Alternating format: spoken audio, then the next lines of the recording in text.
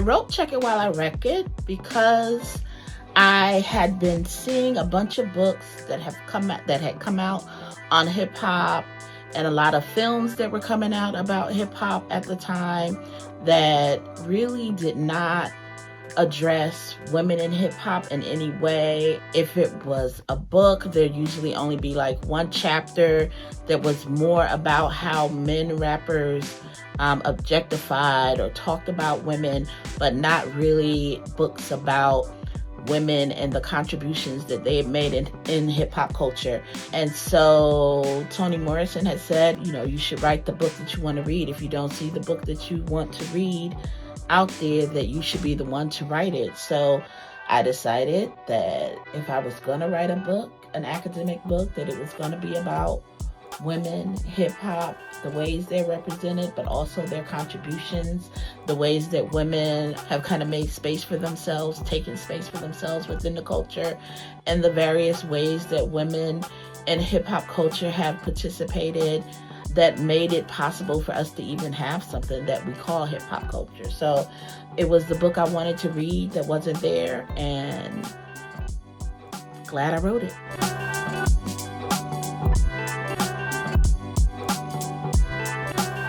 I don't think I set out thinking like, oh, this is going to be the impact that I'm going to make, or I want to make this impact. I don't necessarily think about my engagement in the field as like I'm making an impact or a stride, or that's anything that's intentional. I do think that I have taken an approach to doing work in the field, particularly service in the field, as something that I've always been interested in. And so I think when you have that kind of ethos of like being there, participating, you just naturally get pulled into different leadership positions and pulled into doing more of the work. So it's not anything that I intentionally say, oh yes, I want to be involved with this, and I want to be involved with that, and I want to do this, and I want to do that.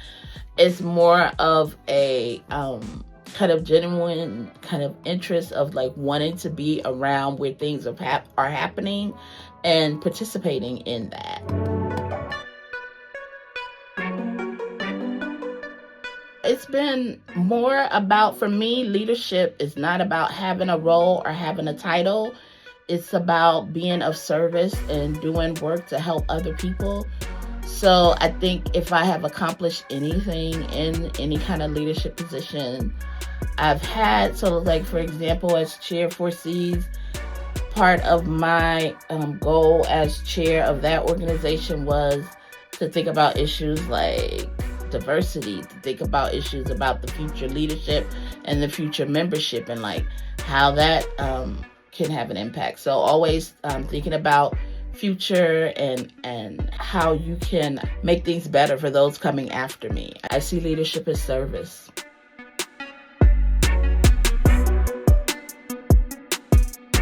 As a mentor, I really see mentoring as a way of paying it forward. I was fortunate to have good mentors in my life at various points in times when I needed them. But also, I feel like mentoring is one of those things that it's a way of just making sure that the next generation of scholars have what they need in order to succeed. When I was applying to graduate school myself many, many years ago, I wrote in my graduate statement that I started with the song. It's a gospel song. If I can help somebody, then my living won't have been in vain, or won't be in vain. And that's kind of how I started my career as a graduate student, thinking that I was gonna, get my graduate degree, enter academia, whatever that looked like, and be able to help at the time I saw it as helping other Black students, in particular, who needed what I needed when I was a student. So I see mentoring as a way of paying it forward, but also as a way of making sure that all the students that I come into contact with feel that they have a safe space and someone who can help them and guide them and Mentoring is also a two-way activity. I think I get as much out of mentoring other people as a mentor that they get as being mentored. It's also, building lifelong relationships and connections and friendships and, putting good energy into the world. I see mentoring as like my duty as a Black academic.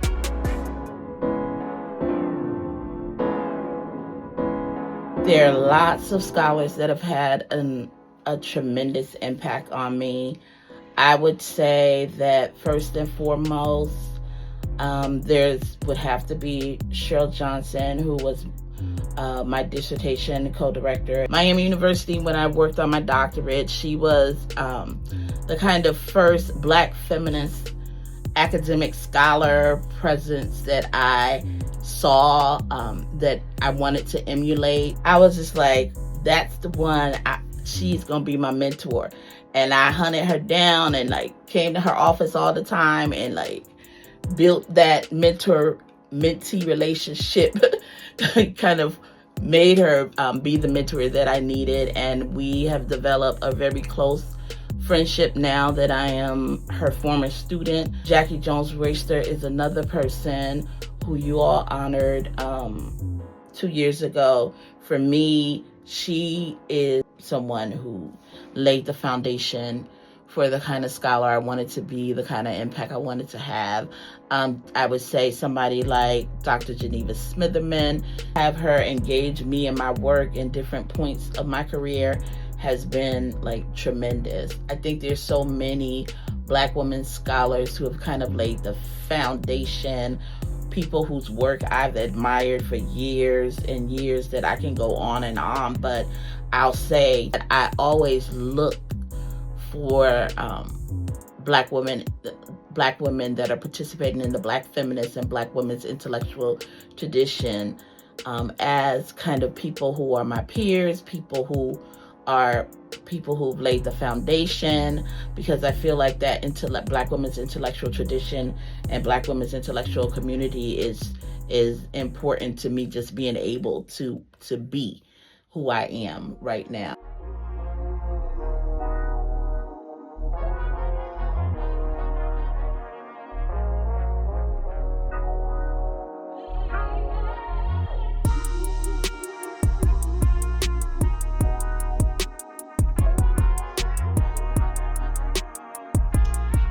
Gwen, Dr. Pough, it is such a pleasure to participate in this celebration of you and the 21st anniversary of the publication of your phenomenal book, Check It While I Wreck It. You're such an intellectual, such a scholar, professor, teacher, and I am so proud of all of your accomplishments. But your book in particular contributed so much to Black feminism, Black oral and written culture, the Black vernacular traditions, and Black culture and aesthetics in particular. Your work is amazing, and I am so pleased that you were able to add your voice to the phenomenal work on Black hip-hop women artists. On a personal note, I will admit that I didn't know much about hip-hop culture. You taught me so much, and I appreciate your willingness to teach me, to teach the other students in our various graduate seminars, and to remain a dear, close friend all these years after working on your dissertation. You know, I have memories of our time in Oxford, and we'll talk about that maybe a little bit later. But for now, to say again, congratulations. I'm so proud of you, and I'm so thankful for your friendship. Now, you do know that I am a jazz, R&B, and blues person. Not so much a part of hip hop culture, but I'm still learning, and it's all because of you. So let me just quote a little bit of Sam and Dave from their song, I Thank You. You didn't have to love me like you did, but you did, but you did. And I thank you. Blessings, my dear. You are exquisite. You are stunning.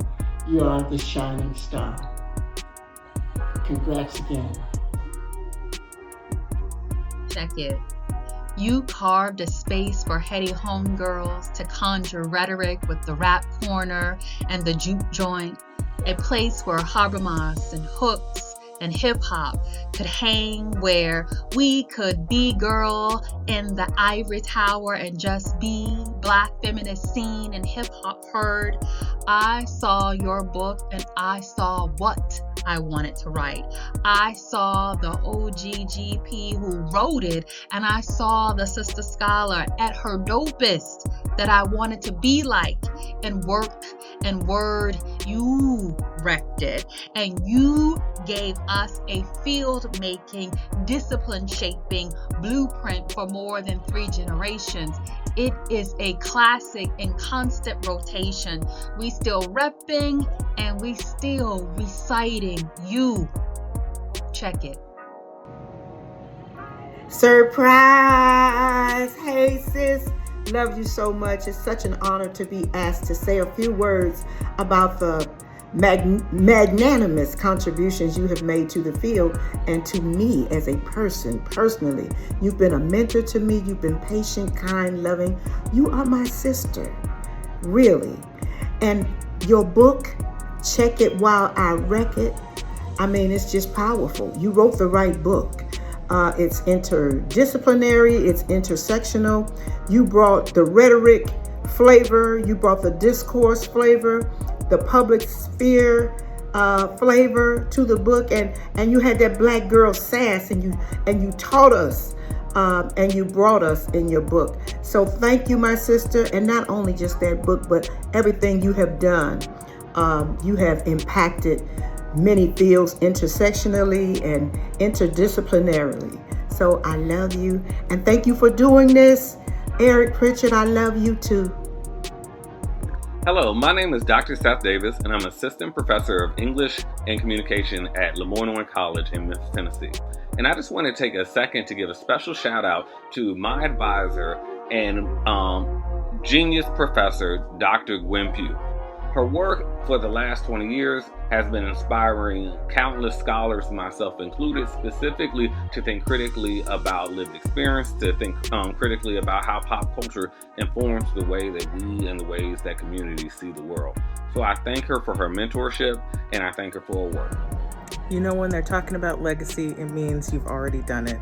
I'm so proud to be your mentee and to know you. Congratulations, and to many more years. Greetings. I'm Susan Jarrett, and I'm delighted to contribute to this tribute to Gwendolyn Pough on the 21st anniversary of the publication of Check It While I Wreck It. I was privileged to work with Gwen during her PhD study at Miami University, co-directing her dissertation with Cheryl Johnson. For these very short videos, we are invited to offer anecdotes. I'm going to recount these experiences in the form of things I learned from Gwen during our time together. There are 5. Number 1, the existence of the city of Paterson, New Jersey, and how to spell it. Number 2, how a graduate student could produce the most amazing reading report ever on Hegel's master-slave dialectic. Number 3, when I was directing the Women's Studies program, how to work with a brilliant graduate assistant to revamp our pedagogy. Number 4, how to persuade a very skeptical dissertation co-advisor, not me, that there is a feminist force in hip-hop. And number 5, how to enjoy the most delicious fried chicken, macaroni and cheese, greens, and cornbread, all made by Gwen in celebration of her graduation.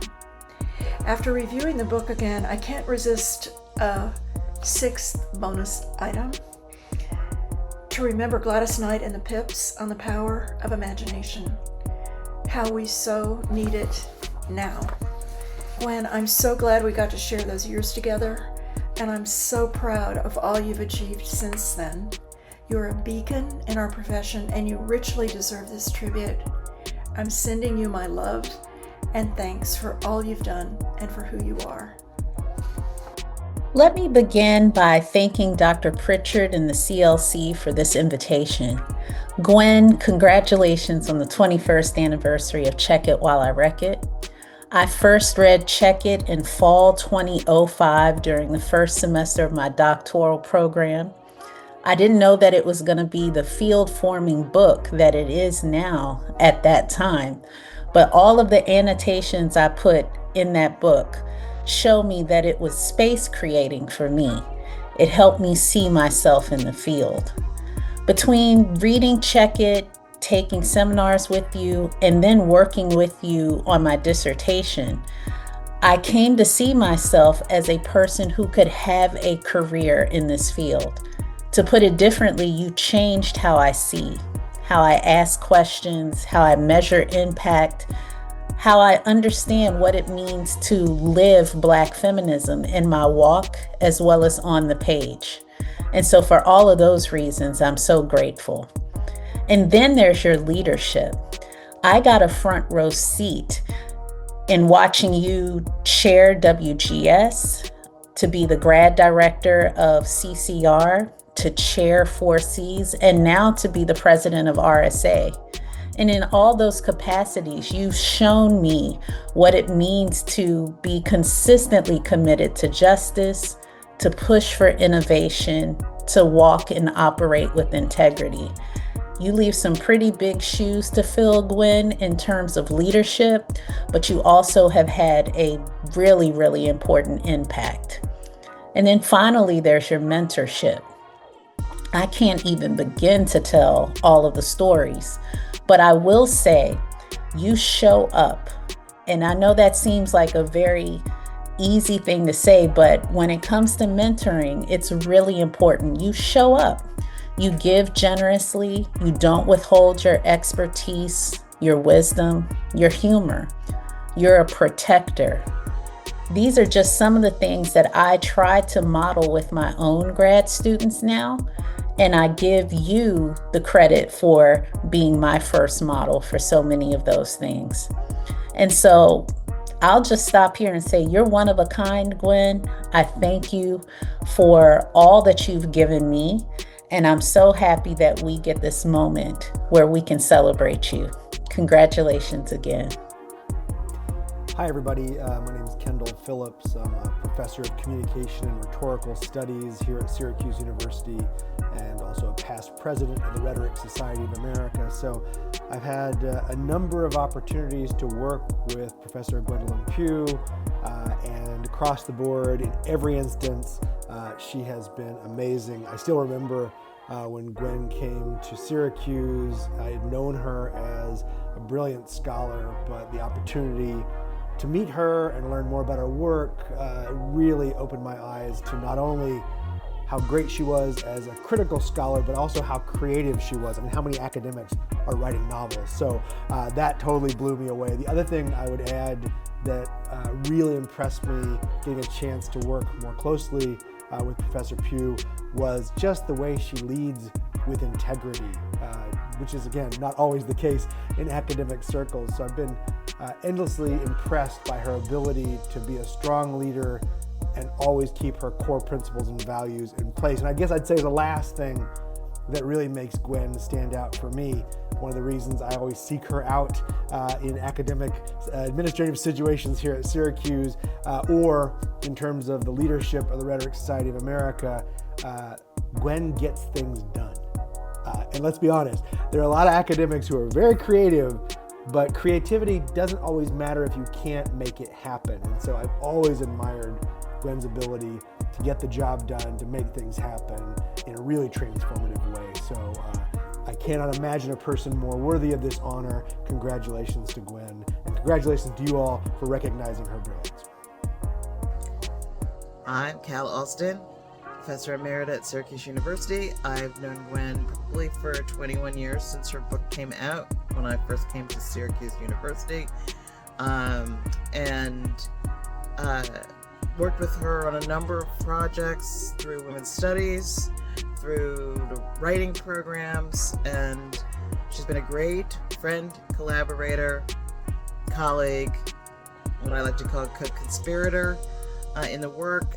She's one of the few Black women faculty who became professor by working their way through the ranks at Syracuse, and I really appreciate her leadership and the fact that she has really taken on some of the challenging jobs of academic leadership on campus and continues to do so to this day. And she's also introduced me to a few of my favorite people in the world. You know who you are. Take care. I wanted to say congratulations to Dr.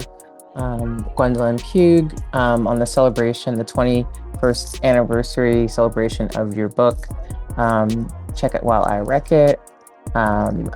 It was such an influential book on my work as a graduate student, writing my dissertation, and also as I was writing my book. And I'm just so happy that there's this whole symposium built around your work and built around people who've been influenced by your work and continue to pick up the mantle of the incredible work that you've done and that you continue to do.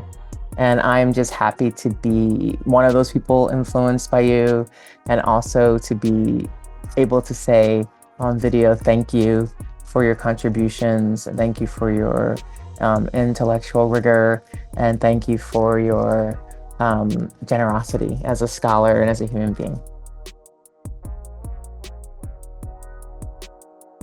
I was fortunate to have had the chance early in my career as an assistant professor to co-chair 2 dissertation committees alongside Gwen Pough. As we celebrate the 21st anniversary of Check It While I Wreck It, I want to recognize how Gwen has shaped our field. Through her groundbreaking research, she has gifted us. The richness of her work opened up innovative ways for studying literacies, and perhaps most important for me, showed us what it means to be an excellent mentor. Her influence continues to inspire, and I'm so grateful to have had the opportunity to learn from her. Congratulations, Gwen. Gwen has had a tremendous impact on me as a scholar. First as my professor, then advisor, and now an ongoing mentor in Rec Comp and Women, Gender, and Sexuality Studies, and the voice that lives in my head as I advise my own students. Her pedagogy and scholarship are roadmaps, and she continues to guide me and so many others as we travel along our own paths in academia. Gwen has taught me the importance of legacy, and she has an amazing one. No one comes through feminist or Black women's rhetoric without understanding what it is to bring rec, and we are all better for it. Thank you so much, Gwen, and congratulations.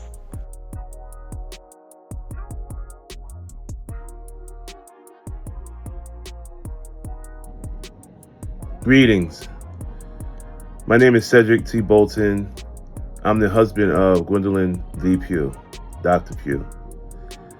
And I just got to say I'm so proud of her and all of her achievements over the years. You know, 21 years ago is not a long time, but maybe in academic time it might be, especially when you're trying to get that assistant professor, associate professor, and become a full professor. All the things that you need to get in order to, all the things you need to have done in order to become, you know, that next level. Well, Gwen is next level. She's always been next level. And to be recognized for her scholarship, being a Black feminist, I'll say Black hip hop feminist, someone I've known and love and appreciate all the things that she do for not only this family, but her siblings, you know, her aunts and uncles. But she has a number of people that she mentors and has been a part of dissertation, you know, committees. And so to see this acknowledgement coming from crafting the Irresistible Creative Critical Literacies and Community Symposium, hats off. I'm so thankful to be able to say a few words on behalf of our house and saying, Gwen, I love you. And I know there's nothing that you can't do because I've seen it. The articles, the books. I'm just waiting the next level. What's next on your journey? So again, I just want to congratulate you and say how much I love you. And I thank the committee again and all of those who voted for this recognition of Check It While I Wreck It, Black womanhood, hip hop culture, and the public sphere.